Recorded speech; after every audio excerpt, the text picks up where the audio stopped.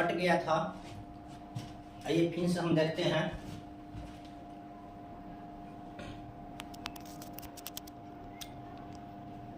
अब हो गया ना।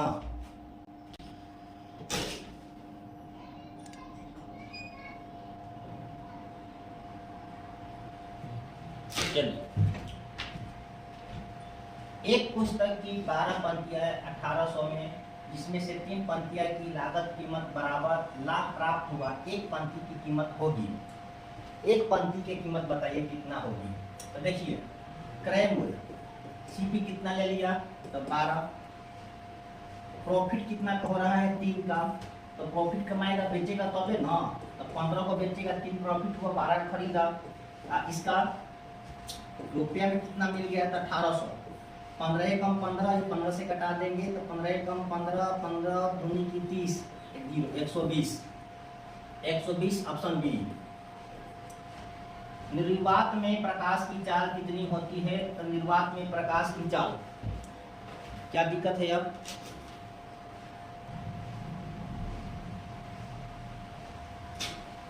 ठीक है, चलो ये हो जाएगा 3 × 10⁸ मीटर प्रति सेकंड हो जाता है।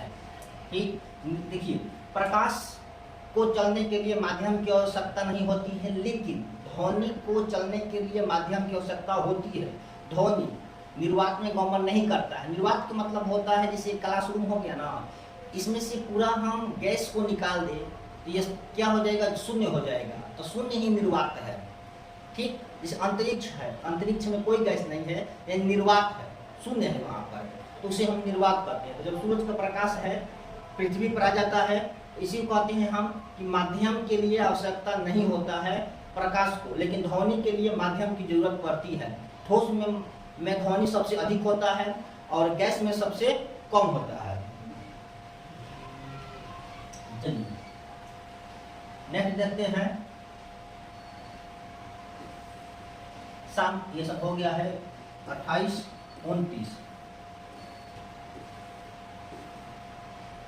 1942 में हजारीबाग जेल से कौन भाग गया था? जयप्रकाश नारायण ने भाग गए थे। हजारीपुर जो था भारत छोड़ो आंदोलन के समय 1942 में इनको पकड़ लिया गया था। ये जो जेल था ना, छतवाली के टाइम के था, पूरे कूद कर भाग गए, अंग्रेज खोजते रह गया। विश्व का सबसे बड़ा पशु मेला कौन सा है? तो विश्व का सबसे बड़ा पशु मेला कौन सा है? तो सोनपुर मेला है। सोनपुर मेला जो विश्व का सबसे बड़ा मेला होता है, यहाँ पर 1 महीना तक यह मेला चलता है।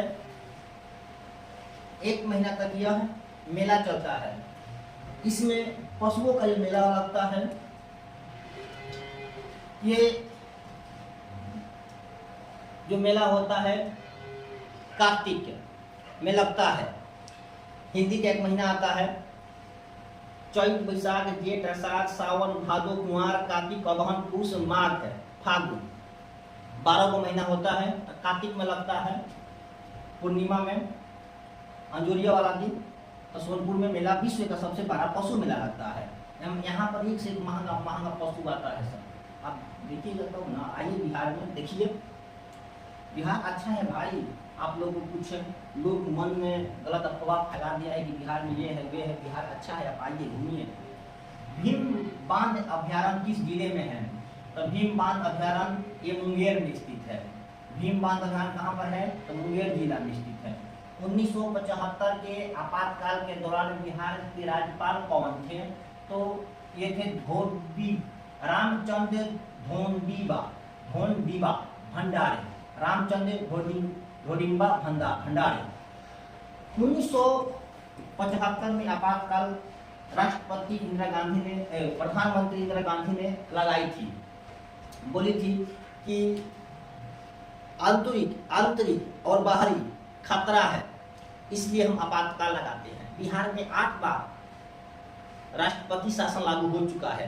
बिहार में केवल 8 बार, यूपी में 10 बार, 10 से 12 बार लग चुका है।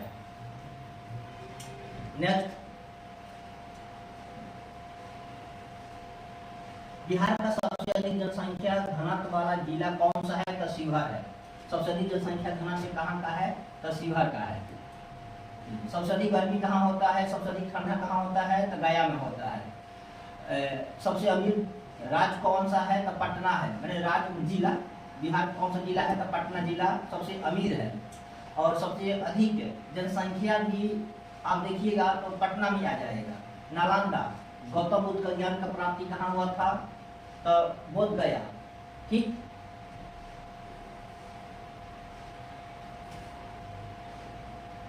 एक दो अंकों की संख्या 30 से कम है। देखिए 2 अंक वाला संख्या है और 30 से कम है। किससे कम है? तो 30 से कम है। 30 से कम रहेगा। ठीक, और 11 से अधिक, 11 से लेकर 30 के बीच में रहेगा। और बोला है कि अंकों का योग जो होगा ना वो 7 होगा। तो 2 संख्याओं को जोड़ेंगे तो 7 आ जाएगा। इसको जोड़िए, अगुना करने पर 10 आएगा। तो देखिए 1 और 6 1 को जोड़ेंगे तो 7 होगा। अगुना करेंगे तो 6 में कम 6 होगा। ऑप्शन ए नहीं होगा। 2 और 4 जोड़ेंगे तो 6 होगा। ये तो नहीं होगा क्योंकि 7 आना चाहिए था, इसलिए 7 आया था। ये गुना पर 10 नहीं हुआ, इसलिए नहीं हुआ। ठीक,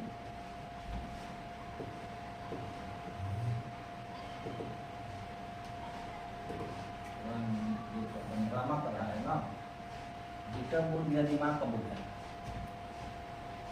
तो ये देखिए 4 दूनी की 8 हो जाएगा, 10 नहीं होगा।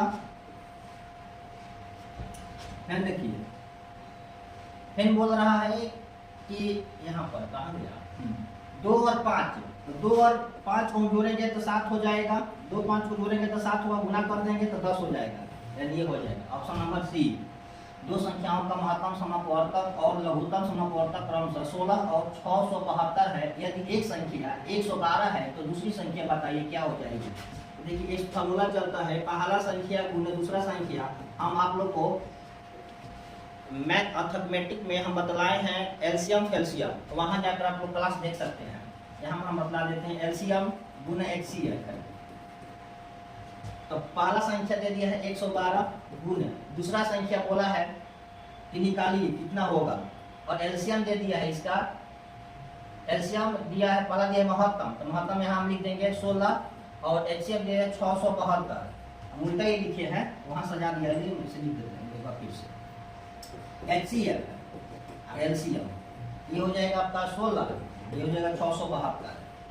यहाँ से घटा देंगे हम, यहाँ से हम घटा देंगे, 4 से घटा दीजिए, 4 से 4 दूनी की 8, 4 8 32, 4 से 4 चौका 16, ये 28 से 4 से 4 कम 4 7 के 28 है, एक एक कम 1, यहाँ 1 से घटा दीजिए, 7 से घटा दीजिए, 7 से 7 9 63 है, 7 6 42 96। ये ऑप्शन होगा इसका।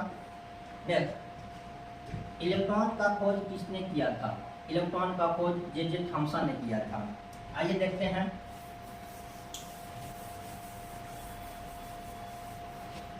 ये परमाणु हो गया, ये परमाणु का केंद्र हो गया। तो परमाणु केंद्र में प्रोटॉन और न्यूट्रॉन होता है। क्या होता है? प्रोटॉन और न्यूट्रॉन होता है। क्या होता है? प्रोटॉन और न्यूट्रॉन। अब बाहर बाहर कौन घूमता है? इलेक्ट्रॉन घूमता है। इलेक्ट्रॉन बाहर बाहर कौन घूमता है? तो इलेक्ट्रॉन घूमता है। बाहर बाहर कौन घूमता है? तो इलेक्ट्रॉन घूमता है। इलेक्ट्रॉन का खोज किसने किया? इलेक्ट्रॉन का खोज किसने किया है? तो थॉमसन ने। थॉमसन जे थॉमसन ने कर दिया। अच्छा, अब प्रोटॉन का खोज किसने कर दिया है? प्रोटॉन का खोज किसने कर दिया? तो रदरफोर्ड ने। रदरफोर्ड ने कर दिया है। अब बोलेगा कि केंद्र का खोज किसने कर दिया है? तो रदरफोर्ड ने किए थे। रदरफोर्ड ने किए थे। अच्छा, बोलेगा कि न्यूट्रॉन का खोज किसने कर दिया है? न्यूट्रॉन का खोज चैडविक ने किया है। चैडविक ने किया है। न्यूट्रॉन का खोज किसने किया है? चैडविक ने किया है। किसने किया है? तो चैडविक ने किया है। Next, Nils Bohr. Nils Bohr ने परमाणु सिद्धांत दिया था। परमाणु सिद्धांत किसने दिया था? तो निल्स बोह्र ने दिया था। जापान पर परमाणु बम किसने गिराया था? तो अमेरिका ने गिराया था। यही पूछने वाला क्वेश्चन है। जब किसने गिराया था? तो अमेरिका ने गिराया था। देखिए परमाणु बम जापान पर गिराया गया था। जापान पर 2 को परमाणु बम गिराया गया था। ठीक, एक 6 अगस्त 1945 है। एक 9 अगस्त 1945 है। 6 अगस्त वाला का नाम था लिटिल बॉय, लिटिल बॉय। और 9 अगस्त वाला का नाम था fat man, fat man. Little boy का मतलब होता है छोटा और फैट मैन का मतलब होता है बड़ा। ये बड़ा था, ये छोटा था, ठीक। ये हिरोशिमा पर दिया जाता है, हिरोशिमा। ये था नागासाकी पर, नागासाकी पर दिया गया था। जब जापान पर परमाणु बम गिराया गया था तो जापान को लगा था कि ये तो एक धुआं देने वाला पटाखा है, कुछ जो पटाखा है ये तो धुआं दे रहा है। लेकिन जैसे ही वे लोग सुबह में गिरा था, पहला जो था ना 8:15 पर गिराया गया था, सुबह में 8:15 पर गिराया गया था। तो ये लोग को लगा कि ये धुआं हुआ है, खत्म हो जाएगा, पटाखा उड़ाका था।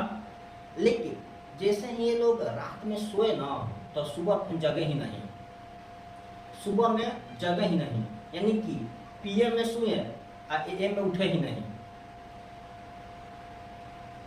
पीएम में सोए और एएम में उठे नहीं।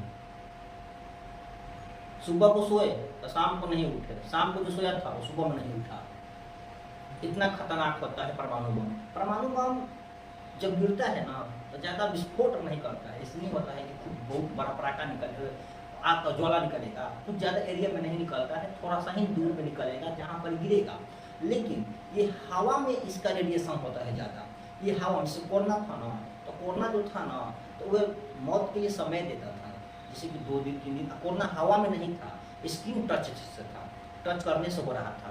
कोरोना हवा में नहीं था, ये हवा में था।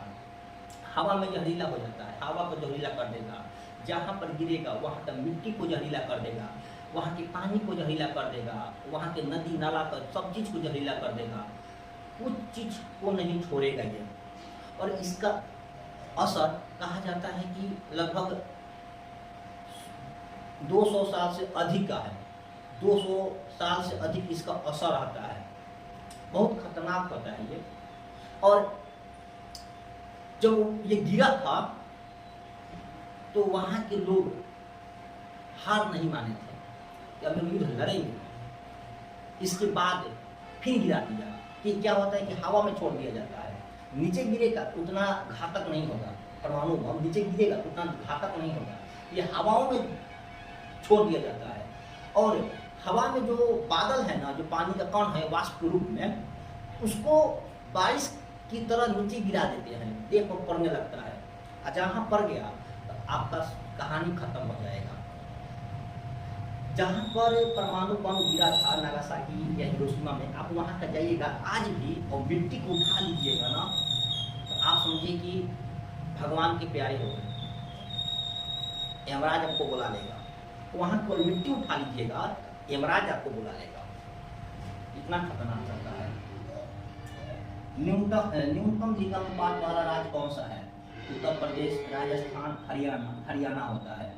न्यूनतम लिंगानुपात सबसे हरियाणा का होता है और सबसे अधिक लिंगानुपात केरल का होता है, ठीक। बाल गंगाधर तिलक का जन्म कब हुआ था?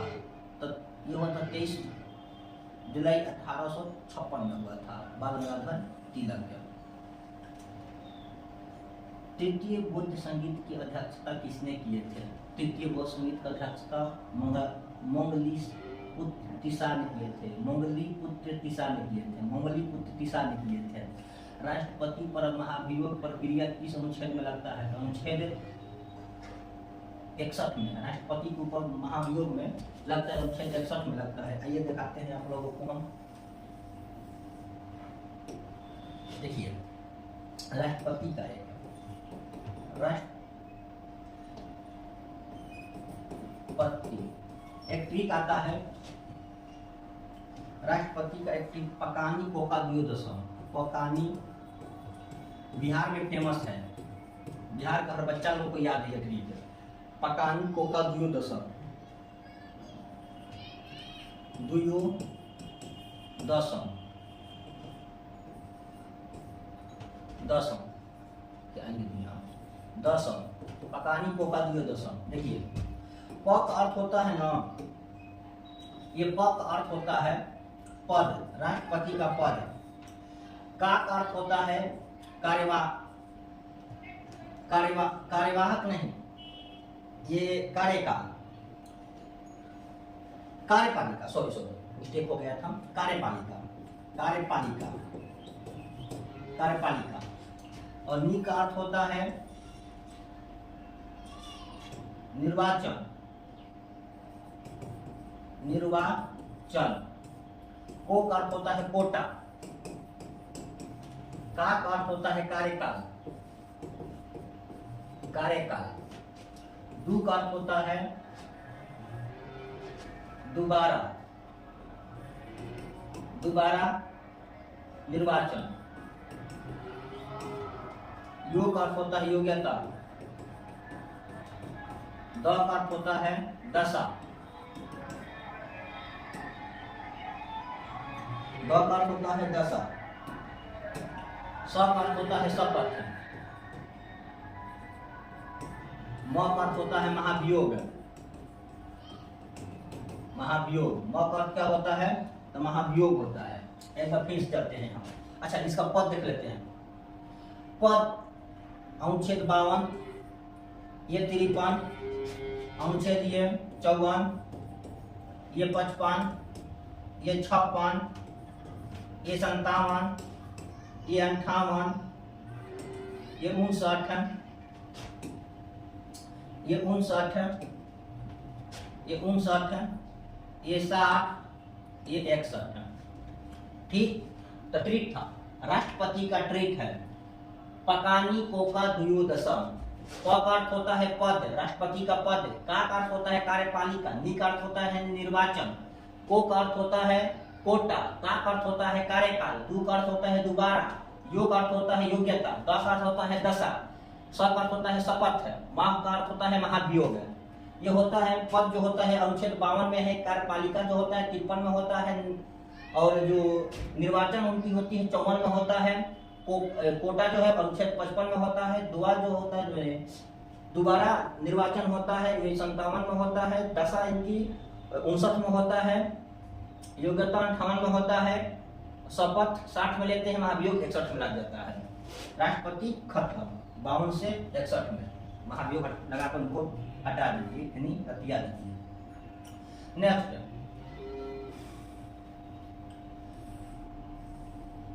बंगाल विभाजन किसके समय में हुआ था? तो लॉर्ड कर्जन के समय में बंगाल विभाजन किया गया था। लगभग 6 साल के बाद इसे फिर हटा दिया गया था। 1905 में बंगाल विभाजन हुआ था और बंगाल विभाजन को रद्द 1911 में कर दिया गया था। नेक्स्ट 43, आज हम लोग 50 क्वेश्चन देखेंगे। 43 नंबर बोला कि इनमें से कौन सा टाइगर रिजर्व है? देखिए, टाइगर रिजर्व बिहार में बोला है ना, हाँ बिहार में, तो बिहार में एक टाइगर रिजर्व है और वह है वाल्मीकि टाइगर रिजर्व, पश्चिम चंपारण। तो टाइगर का मतलब होता है बाघ, तो बाघ के लिए एक ही बनाया गया है, वाल्मीकि टाइगर रिजर्व, पश्चिम बंगाल, पश्चिम चंपारण।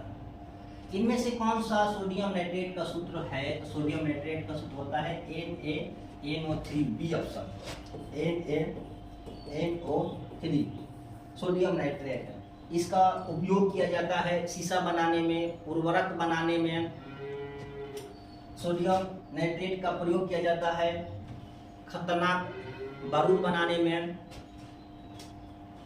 नेक्स्ट, इनमें से कौन सा बिहार का जिला है जो नेपाल से सीमा साझा नहीं करता है? नेपाल से सीमा इनका नहीं लगता है। तो देखिए, नेपाल से कौन सा जिला है जो नेपाल से नहीं लगता है? इनका कौन सा जिला है जो नेपाल से नहीं लगता है? इनका कौन सा जिला है जो नेपाल से नहीं लगता है? तो ये हो जाता है आपका गोपालगंज। कौन सा हो जाता है? गोपालगंज। अब आप लोग को 1 मिनट है।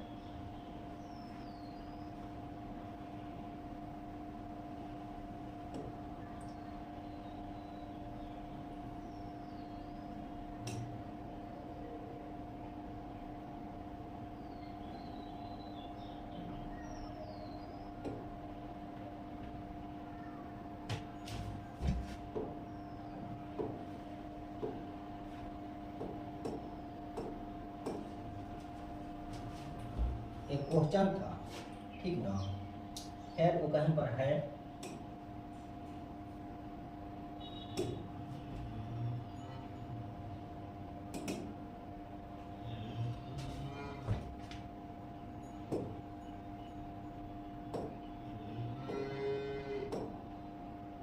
देखिए यहाँ पर था, बिहार का नक्शा ये है, ये नेपाल है, ये क्या है तो नेपाल है।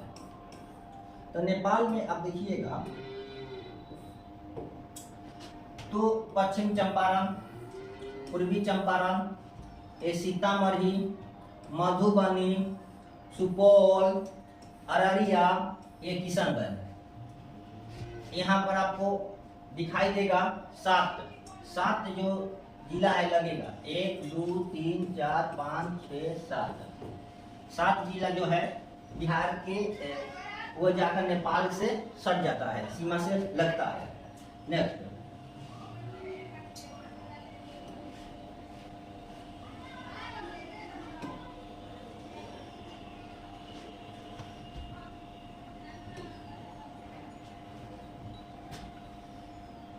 क्वेश्चन, छक्का पंजा करना मुहावरा का सही अर्थ होता है तो ओछी हरक से कार्य सिद्ध करना, ओछी हरक से बी ऑप्शन हो जाएगा इसका। अन्वेषण का शुद्ध संधि विच्छेद होता है तो अनु प्लस एसन। हयान किसके समय भारत आया था तो चंद्रगुप्त द्वितीय के समय में भारत आया था। ये नेक्स्ट, जी का मान कितना होता है तो जी का मान 9.8 है। जी का मान कितना होता है तो 9.8 होता है। जी का मान 9.8 मीटर प्रति सेकंड के स्क्वायर होता है, ठीक। ये जी का मान होता है, इसका मान होता है जी का। इब्न बतूता को दिल्ली का काजी किसे नियुक्त किया गया था तो मोहम्मद बिन तुगलक ने इसे दिल्ली का काजी नियुक्त किया था। नेक्स्ट, भरपेट में समास बताइए। ये आ गया 51। आज के लिए इतना रहने देते हैं। 51 का क्लास कल से लेंगे। जय हिंद, जय भारत, फिर मिलेंगे। वंदे मातरम।